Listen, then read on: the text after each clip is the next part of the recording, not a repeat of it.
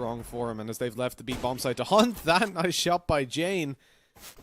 But I'm curious now as to whether they decide to just save, to use these 2 scouts in the next round alongside rifles. I think is almost definitely going to be the call. If Logan had saved his, I was wondering what they would do if they'd force up and take an M4 instead of one of the scouts. Jinx goes in, but he only had the USP, as we said.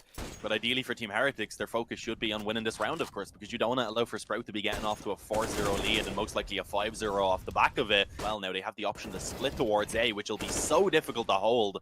A nice trade from Keto. Sprout are just picking Heretics apart. Look at the previous round where they just bait them down towards middle and then push B when there's no one there. Pull them completely off the site. This time they have them locked out of A with the smokes being used. But Maka is able to come up behind short, and Jinx on the flank of long. Sprout all of a sudden, they go from a 4v3 with bomb site control to absolutely nothing. They've only got Murbit to try and pull this back. He has no info on where Maka is, and he's caught out trying to go down and plant the bomb.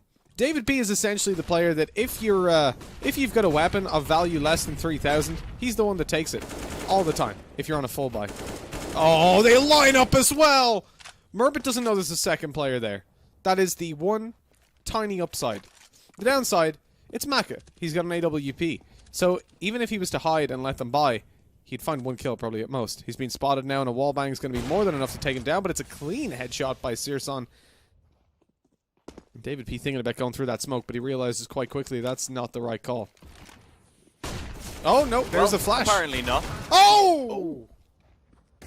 Yeah, really good work there from David P. Yeah, it at least would have hurt the drop down off of short, so that's what gave him the idea, was being cautious, of course, of mid, but trying to plant up on top of the box, or maybe for a fake so he could peek with the AW. Yeah, sometimes you need to play to your own strengths rather than playing against your opponent's weaknesses. Spitty though, a nice little catch as he flicks over to the lower tunnels. And of course takes down Jinx. Will he expect a second player in that position though? Because it is David P with the op. Slowly creeping forward. I think Spitty has been somewhat cautious. Mostly focused on short itself though. Ishin, the fake worked perfectly. There's no one on that B side of the map at all. Murbit's actually able to just walk out mid and take down that player in the spawn. He'll be able to stay around this position now to cut off rotations. As of course the bomb will be able to go down. They were cutting it close. They do make it with about a second to spare. Actually 2 seconds. Plenty of time, Mitch. There's a new addition to the Heretics lineup that used to be X3D Max. He's the difference and certainly has been a difference maker overall in the Heretics games. As Maka comes through, trading him back out and eliminating Keto. And it looked like he might have gotten a wallbang, a collateral in it, but it wasn't there. Not able to connect it. And Team Heretics now sit down still with a man lost on each side, so equaled over. It's not ideal for them because, just again, that defense is spread so much more thinly, so they're playing information with Logan very aggressively.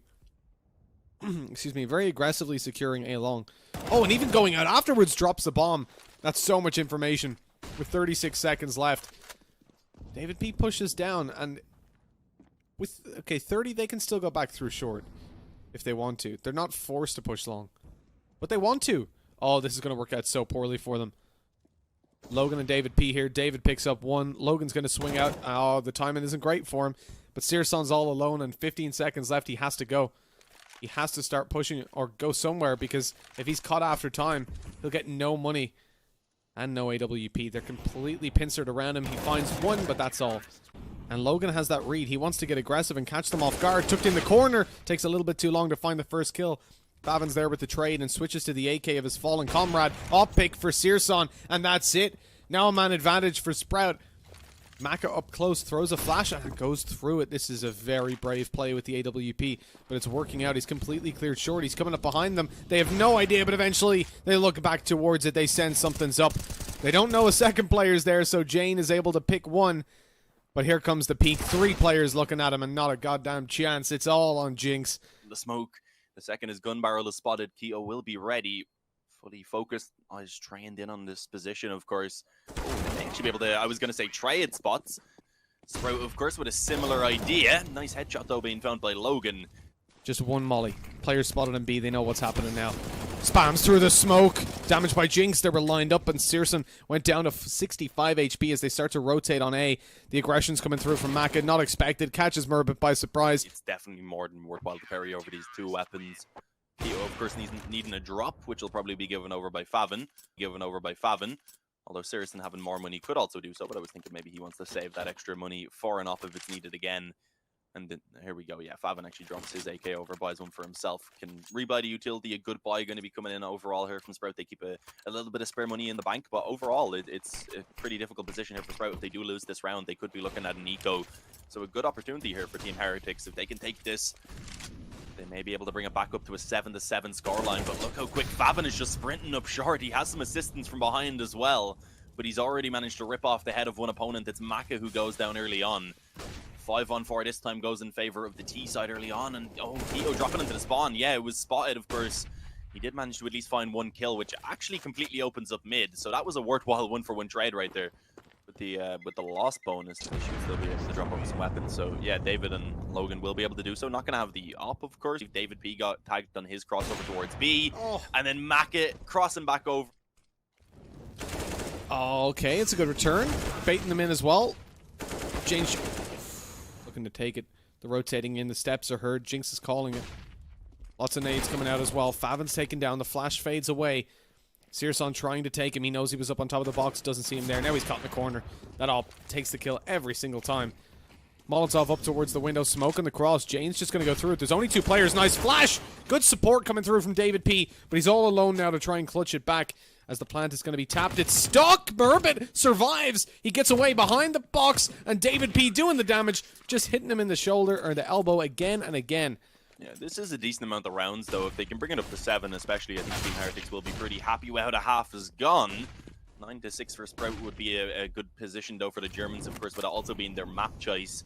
And already an opening pick being found here into round number 15. It was Favin on long, and he follows it up with damage onto Jane, and in the headshot as well. It's just going to be the A-bomb site, of course, instantly falling under the control of Sprout, and nothing's going to be found so far. Saracen getting one. Trying to play around that smoke is Maka with his own AWP. Second he peeks out, as you can see, a couple players trained in on that position. Oh, actually been able to back up the ramp a little bit. But of course, there you have it. Eventually, Saracen does take him down. Jinx actually has been given time to rotate over, but as you can see, even being flanked out there, forced to take the peek into long. Murbit from that pit being able to find himself a couple of frags. It could get a bit awkward. Being spotted already and instantly taken down there by the Glock of Jinx. A quick headshot being found. And as you can see now, Spitty alongside Saracen under a lot of pressure with David P also being on short. They need to force the issue. And Saracen actually will manage to win that one out. Just chilling in towards Gandalf now. I think the best thing he can do at this point is try and stay alive. Just tucked in eventually. The time to strike is there, baiting him for his teammates who come up the ramp. And a really nice connection, a couple of connections from Spitty, finishing it off with the final kill. And onto 3 for the pistol. FAMAS carried forward. It's better to, or even just the armor and the scout. Talking to scouts, Mac has come in with a quick headshot onto Searson, who was sticking around mid-doors for just a little bit too long looking for a kill. Keto comes through with 2 and a 3rd as well. Heretics get an early round advantage, but they have nothing after 30 seconds. Maybe the bomb can be put down. The extra money would be very handy indeed. The issue is, at this point, the round's just running away from them. Going too great here. It is at least the map choice of Sprout, as you said. But bit of a boost up not working there. So the short peek's going to be a little bit late, but the action comes down towards long early on, where Spitty falls. And a man advantage develops for Heretics in a round that they very much need. Realize most likely that Sprout are going to be trying to put up a bit of a fight for it, because you can't give up long and short. It makes things way too difficult. And Keto going to be able to find himself 2 quick kills, and then with the damage as well that he was able to find, it allowed for that Molotov to finish him off. They'll have to barrel down here, and the spams are going to come through. The control retaken by Murbit. He can just drop down. Doesn't need to force the issue too much, but he's caught out in the open. Oh, Jane's got the opportunity now. The bomb plant. Oh, planted for short. And he fakes it as well. That's so unfortunate. A good play by Jane. A standard default, leaving one player in the longhouse, getting that short control initially, and actually Jinx able to catch Murbit, who was attempting to get aggressive on long. The issue is Saracen and Spitty instantly returning frags elsewhere, and Saracen just continuing to frag on the up. Suddenly drops it to a 4-on-2, leaving only Jane and Maka now to try and save this one for Team Heretics. Close shot by Favin. Molotov down on the door just to slow them in a little bit. He's already spotted one. I think it was a bomb as well. Flank comes through from tunnels, and Favin's already gotten aggressive. It's not expected at all. And why would it be? Banana control, but they do have a little bit of a stack over towards B. 3 players in position. Merbit going to be taking that initial contact. Spitty then peeks out and quickly snatches a head away. A second as well to be found. So much damage being done. That boost didn't actually find a frag, but it assisted Spitty and acted as a little bit of a distraction. It comes down to the 2v2, as we do eventually see Team Heretics finding themselves this B-bomb site. Keto comes over. He's in the pool. He's been spotted as well. So the positions are known now by Heretics. Great shot by Searson. It's all down to David P. The time's on his side, but he's shot in the back. Searson comes around, takes the second kill, and with that, Sprout find the pistol. Fair bit of utility. It's 3 Molotovs, and Searson's inside one. He's forced towards the very right side of Carr. Swings back out to find a kill. He's taken 60 damage to a molly, and eventually he's going to be dropped. The AKs and the Krieg in play. Sprout would be aware of that fact as well. What's Auto Director doing here? Hello? We're on B. Merbit, he has armor this time, but he might not need it. Finds himself 1 kill, and it's all down to Jane. The clutch to be had, the bomb to be planted, and 16 seconds in which to do it. Hard choices to be made. Do you fake the bomb plant and hope they run through? Well, you can't really, because there's 2 players to find. Molotov goes down, so he's forced into the open, and Favin's there with the op. Scoped in on the angle, and a Krieg also going to be saved over. That can be very useful. The Heretics do not want it to get out of hand whatsoever. Searson, it's so aggressive. He has no support. A decision that doesn't pay off at all. That could be the mistake that Heretics were looking for. Oh no, they haven't checked balcony. They found the kills, but Keto's here. They do. Anyways, they're going for it. Spitty picks one. Here's, like, this is the op. You're risking an AWP to potentially remove an M4 that can be rebought in the next round. Kind of chilling around the corner initially.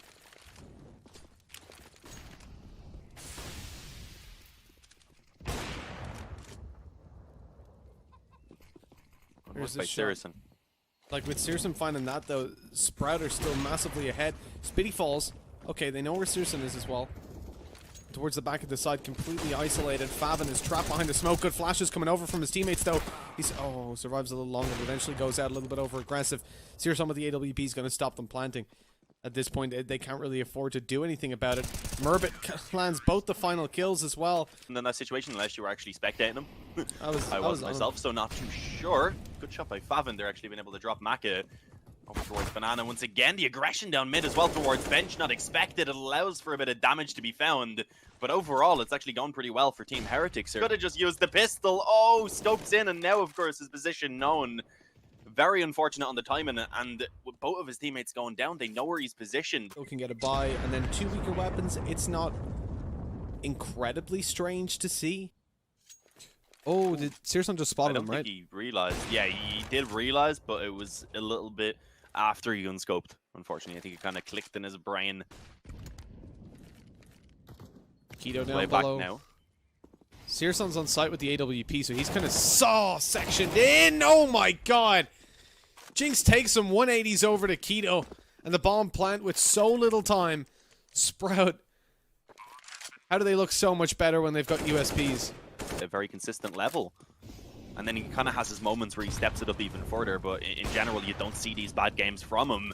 Searson, though, we said we wanted to see him stepping it up with the op. That would be an important factor, and they might drop him, and this will completely tear apart Heretics' strategy because, look, no one else is here. They know that, and immediately they're going to run over to A, but it's a little bit too late. Merbit catches them coming down into the pit. He sees them coming down into the pit, I should say. Eventually catches them with a quick headshot onto David P. Well, a slow headshot onto David P. And the bomb's going to be picked up and planted into the 3 versus 2 with the retake to come through. Jane is watching down on long, catches Merbit, who was low HP, trying to bait out the shots, and does so very successfully. Now the T's just have to hold on. The bomb's planted for them, and time's in their court. Jane's even got a head angle above, catches the very tip of their heads as they move on through. I think he might just have spotted Favin as well. on a smoke right there. Could have made things a little bit awkward. He wouldn't have had vision, of course, if Favin did move in. I think it more so would have been to allow him to drop out into short. As we see Favin backing off, he did, of course, pick up the AWP, so his goal at that point became just to try and save this weapon over into the next round. But Team Heretics getting themselves into the lead here now. All he has to do is fall towards the CT side. Problem is, one smoke cuts them completely. Oh, the team damage. At least it results in a kill. Molotov and There's the kill from Favin. Dropping down to take David P, and he gets another! Logan inside the smoke. He was running as well. He couldn't see him. He's running and spraying the last couple bullets out of the magazine. Logan jumped and just got his head taken off. Yeah, it's still an amazing half for Heretics. They're in a great position no matter what, having taken 7, of course. Maka, he wants to ensure that they will be able to take themselves a lead as they head into that second half, though. A quick headshot on the up being found up against Sirison. And of course, off the back of a potential mid-control as well, they're just going to charge straight up to the apartments. Jinx finding a very quick headshot on towards Keto in just a couple of moments. They're taking a while to get it out of the apartments, but I mean, if they can keep finding kills in the meantime, it may not matter.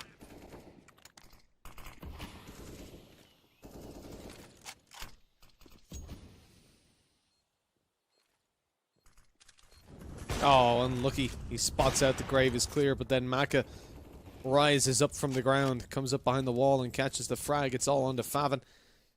And young Favin coming out of the balcony. Don't think he's going to get too much done. Time's too low anyways to find all 4 of these kills. But why not give it a shot? Spamming away at Jinx. He's spotted long range.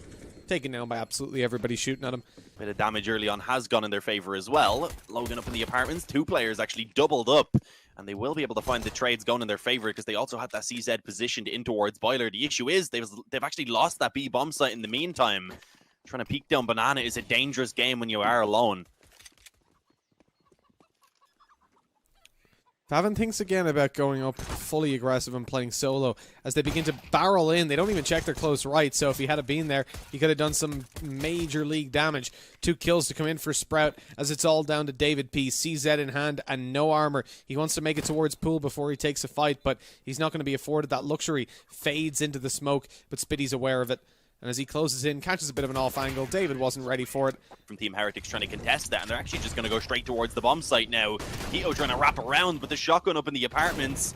You said this was David P's specialty, and he's shown us why. He gets the initial kill, does some good damage as well. Eventually, though, will go down, just not able to deal with that player, of course, being in the pit.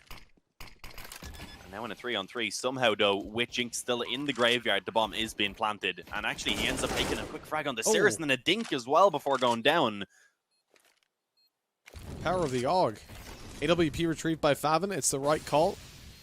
It's the only weapon that really affords him the chance to win a fight.